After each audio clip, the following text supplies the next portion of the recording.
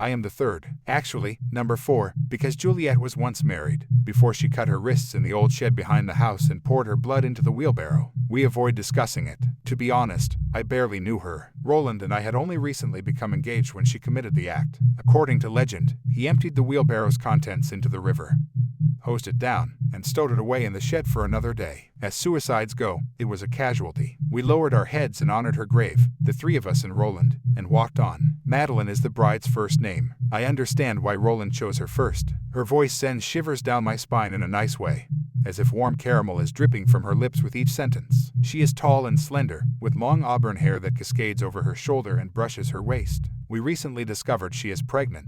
Roland expresses satisfaction. The second is Penelope. She's a little outspoken and furious, but a great seamstress and an incredible cook. She's petite and fit, and constantly on the move. A perpetual boiling pot on the edge of overflowing as she juggles chores, cooking, cleaning, yard work, and whatever else she can get her hands on. Roland adores her and has dubbed her his working bee. I have a strange notion that Penny does these things in order to avoid interaction with our spouse, but I keep this information from Roland. And then there is me. My name is Annette. I am not as gorgeous as Madeline or as versatile as Penny. Roland married me in an anticlimactic method since I can play the piano and he enjoys listening to a tune or two while he goes asleep. This makes Penny giggle. She refers to him as a baby who is secretly listening to nursery rhymes. It makes me giggle as well, but every time my fingers contact the keys, I curse my pre-adolescent self for being interested in the arts. Polygamy is the norm in my own country. If this were simply about our daily exploits, there would be little story and certainly no scares. The plot revolves around wife number 4. Well, officially number 5. It's no secret why Roland picked Zinnia as his wife. That is because she is an enigma, a conundrum to be solved, and a guy like Roland cannot allow himself to be duped by a woman. I believe he harbors an odd idea of taming a broken lady in the manner of a hero or knight. By placing a ring onto her finger, you can deliver her from her demons. Zinnia arrived in our town months ago, and she was quite the sight, stumbling on 2 wobbly feet, caked in dirt and murk and who knows what else. I was at home that day and had not seen her, but from the numerous accounts about the event, I might as well have. Long, mud-stained crimson hair, 1 left shoe, naked right foot, blue gown with stone-filled pockets. They took her in at the inn, and that is how we learned. I am Zinnia. Someone is attempting to assassinate me. And that was the extent of her self-disclosure, despite extensive interrogation. She was never seen leaving the inn. She never requested to remain. She simply did, and now, unbeknownst to me, she is a member of the community, assembled as a member of our sisterhood. Roland obtained her hand in marriage due to Roland's advanced age. That is essentially it. When he informed us, Penny rolled her eyes, elbowed me hard in the ribs, and whispered, if I were her, I'd succumb to that unknown someone. It's preferable to being married to him. Zinnia has been residing here for a few weeks. According to what Penny and I have observed, she has some abnormal tendencies. At night, she paces back and forth in her bedroom at a steady and even pace, only the old house's floorboards giving her away. While she may appear to be a princess, she eats like a pig, scarfing down each mouthful as if it were her last and licking each finger clean afterwards. She has an egregious tendency of clawing at her cuticles until they bleed, while standing there watching it happen. Zinnia takes an inordinate amount of time in the bathroom. Simply weird stuff, things about which Roland is enraged that his armchair psychologist mind cannot make sense. Hi. I rap on the door and lean against the wood. Dinner is prepared. Are you famished? Zinnia speaks in hushed tones. Enter. To be honest, I wasn't asking, but okay. I unlock the door and walk into the bedroom. The aroma reaches me almost immediately. Something along the lines of ruined fruit. Fruit that has been spoiled, and strangely enough, copper. It's present, but not frightening, and thus I'm able to conceal my surprise. Hello, Zinnia. How are you doing? Zinnia gives me a look. You do not have to fear me, Annette. My cheeks begin to flush with heat. Do not fabricate. By which I mean, I'm on my way to sit next to her before I realize it. You're a little enigmatic, that's all. Is that a positive or negative development? I sigh. It's just a thing. Annette, Zinnia begins, adjusting her skirt with her palms. Do you enjoy your marriage? To whom, Roland? I swallow forcefully. That is a question I have never been asked. Similar questions, but seldom as direct. I attempt to respond, but there are rocks lodged in my throat. I suppose. You take a guess. I suppose. What if I told you there is a way out of this? Zinnia murmurs. One that does not require severing your wrists. My mouth becomes parched. You are aware of SHH. That is entirely up to you and me. Annie, wait a minute, I say. How do you? I am startled by Penelope's voice. It's becoming cold out there, ladies. Annette, I manufactured the butternut squash soup for you, so come down and enjoy it. Zinnia takes a position. My, I suppose we'd better go to dinner now, correct? She gives a quiet chuckle. From what I've gathered thus far, an impatient Penelope is a deadly creature.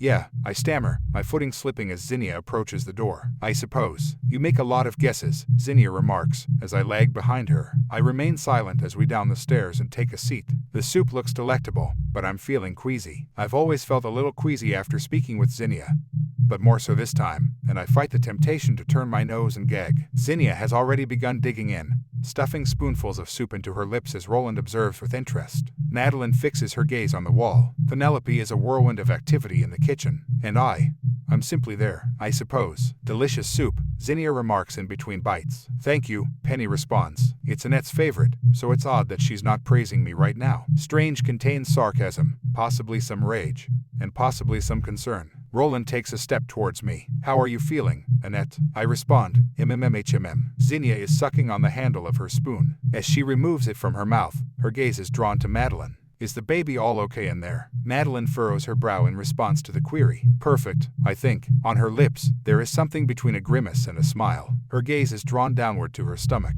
Roland beams a broad smile, his tar-stained gums brushing against the inside of his upper lip. Of course it is. After all this time, this is my first child. It nearly appears to be too good to be true. Zinnia responds, are you kicking yet? Madeline lurches forwards an inch and rests a palm on the small of her back, as if on cue. Funny you mention that, she replies, since I'm experiencing it right now. I hadn't sensed it previously. Roland's face illuminates. Penny smirks. Roland speaks as he opens his mouth, and then Zinnia comments, interesting. When did you and Roland decide to start a family? Roland interjects as Madeline sighs and reaches for her lap. That is somewhat personal, Zinnia. I was just curious. As you are probably aware, miscarriages typically occur within the first 3 months of pregnancy. Are you concerned? Madeline comes dangerously close to choking on her soup. I am not. Correct, Zinnia responds. Certainly not cause for concern, as it is always prudent to maintain a cheerful attitude. It's just that it would be a shame if Roland's first child, the prodigal son, simply did not appear. Madeline hisses, and Roland rushes to her side. Madeline, what transpired? He approaches her gaze, but Madeline's eyes are clenched shut due to her grip on the table.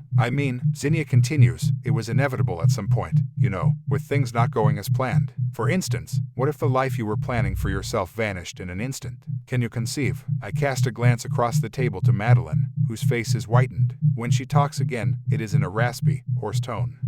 I'm experiencing excruciating cramping. I believe I am in labor. Am I pregnant? Roland's hands are clasped around his face. I'm going to call a doctor. He spins on his heels and bolts from the room. As he runs, I can hear his shoes pitter-pattering away. My hand is placed on Madeline's shoulder as I approach her. Just breathe, all right. Roland is going to see a doctor. I wasn't intending for it to sound like a question, but it did. And Madeline's eyes flit to mine in fear. Zinnia, unmoved, scratches the side of the dish with her spoon. Consider that. Roland is a poor man. Her lips curl into a smile as she hears him on the phone in the other room, hurriedly leaving a worried voicemail for the town's doctor. Zinnia says, Hey, Madeline, consider what would happen if you weren't pregnant. Madeline is as pure as a piece of paper. She exhales shakily, and I let go of my hand from her shoulder, holding it helplessly in the air. Madeline's mouth drops wide briefly before she looks down at her lap and slowly stands, clinging on Penny on the other side for support. Blood. So much blood dripping onto the floor and staining the seat cushion. Hefty and dark, almost brown in some places. Madeline takes a step back and gasps, her hands flying to cover her mouth as Penny grabs her shoulders, and I let out a short shriek. My gaze flits from the blood-stained chair to the blood-stained skirt on Madeline's feet. Penny leaps into action, swiveling Madeline into a chair and sprinting to get her a glass of water, screaming harsh words beneath her breath. I take a deep intake as I recall the other woman at the table, my sight falling on Zinnia as she pats her mouth with a napkin. What? I begin, my voice trembling. How did you get there? Zinnia smiles half-heartedly. Oh please, as if she desired that baby in the first place. Her body is once again hers. Once she recovers from her shock, she will be grateful. I'm at a loss for words. Roland gasps in the background, his skeletal chest slamming against his thin hand as he grabs for his heart. Zinnia rises to her feet, and I brace myself, attempting to take a defensive position in front of Madeline. Zinnia gives out a throaty chuckle as she approaches the soup pot and scoops herself seconds, as if this were a routine family supper. How the hell did that happen? Roland yelled, his hands shooting away from his chest and onto the balding crown of his head. Zinnia settles into a chair with her bowl. Imagine, honey, if you simply couldn't handle it. Your infant has vanished. Your oh-so-beautiful dining room setup has been wrecked. Consider the possibility that it was simply too much for you. Consider how your heart would feel if it were simply pounding out of your chest. Roland's hands go for his heart, and he begins to choke on his breath. He opens his mouth to speak, but all that comes out is a sputtering gasp, his lips quirking with spit. His legs start to tremble. Within moments, his knees buckle and he collapses on the floor. Wheezing, Zinnia smiles a little too widely. Consider that your heart is about to explode. You're so distressed. Assume you're simply sobbing. Even sobbing. Roland's face is flushed with tears as he looks, his breath ragged with each pitiful inhalation. He eventually collapses to the ground, trembling. Zinnia rises to her feet and begins walking towards him, and I'm snatching her arm and restraining her. I'm not sure why I'm sobbing. Hell, I despise the man. Penny despises him.